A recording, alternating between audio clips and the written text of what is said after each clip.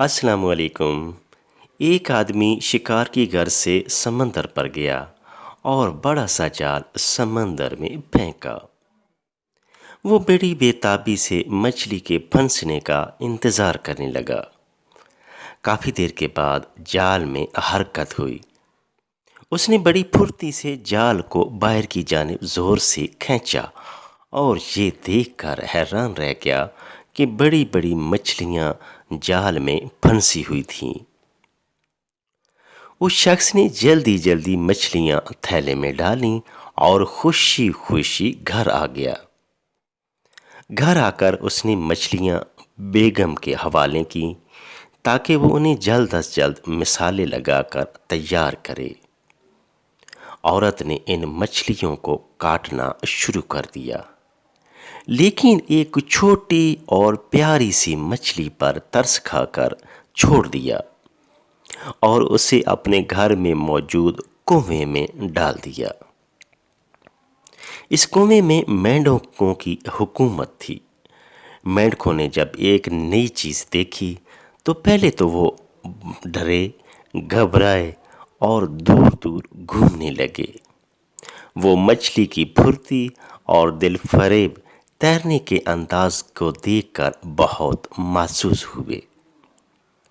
आखिर एक बड़े मेंढक ने हिम्मत दिखाई और मछली के करीब गया और बात करने की कोशिश की।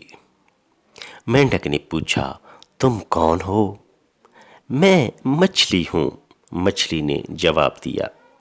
मेंढक, तुम कहां से आई हो? मछली, समंदर से। मेंढक, है समंदर, वो क्या होता है? मछली, वो बहुत बड़ा होता है और उसमें बहुत गहरा मजे का पानी होता है। मेंढक ने कहा, ओ भी, कितना बड़ा? मछली चीखते हुए बोली, बहुत बड़ा, बहुत बड़ा। ये सुनकर मेंढक ने अपने गिर्द छोटा सा गोल चक्कर काटा और फिर मछली से पूछा, क्या इतना बड़ा होता है? अब की बार मछली मेंढक के भोलपन पर हंसी। वो मुस्कुराई और बोली, नहीं, इससे भी बड़ा होता है। मेंढक ने थोड़ा बड़ा चक्कर लगाया और कहा, इतना बड़ा? मछली हंसी और कहा, नहीं जनाब, इससे भी बड़ा होता है। मेंढक अब जोश में आ गया और उसने आधे कुएं का चक्कर लगाकर मछली की तरफ देखा, जैसे पूछ रहा हो कि अब। मछली ने फिर नफी में सर हिलाया। अब तो मेंढक ने पूरी रफ्तार से पूरे कुएं का चक्कर लगाया और मछली से कहा कि अब इससे बड़ी तो कोई चीज नहीं है। मछली मुस्कुराई और मेंढक से कहा, लगता है तुमने समंदर तो क्या, दरिया और तालाब भी नहीं देखे।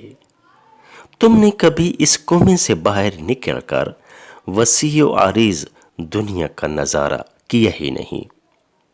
तुम्हारा कसूर नहीं है कि तुम्हारी सोच ही इस कुएं तक महदूद है। इस छोटी सोच से भला तुम समुद्र जितना बड़ा सोच ही नहीं सकते।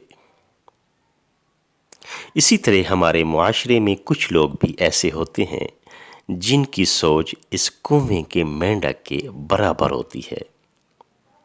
उनको लगता है कि वही अपने अकायद नजरियात में सच्चे और खरे हैं। ऐसे लोगों से लड़ाई या बहस करने की बजाय इनको उनके हाल पर छोड़ें और उनकी सोच पर मुस्कुराकर आगे बढ़ जाएं।